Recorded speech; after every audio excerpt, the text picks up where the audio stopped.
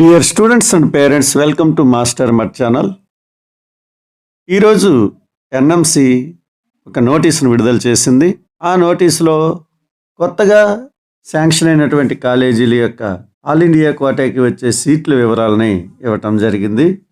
ఎక్కడెక్కడ కాలేజీలు ఇచ్చారు, ఏ ఏ కాలేజీల్లో ఎన్ని సీట్లు ఉన్నాయి అనే వివరాలు కూడా ఇచ్చారు. ఇది మెడికల్ కౌన్సిల్ ఇచ్చినటువంటి నోటీస్. ఈ కాలేజీలకు letter of permission ministry of health and family welfare నుంచి వచ్చింది. ఈ సీట్లన్నిటినీ రౌండ్ 3లో ఫిల్ చేయబడతాయని కూడా పేర్కొంది. రౌండ్ 3కి మరో 150 సీట్లు అందుబాటులోకి వచ్చాయి.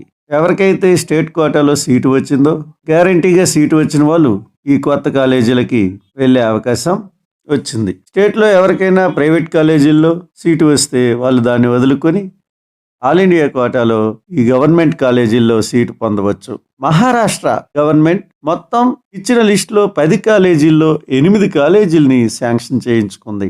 ఒక్క మహారాష్ట్రలోనే 8 కాలేజీలు శాంక్షన్ అయ్యాయి.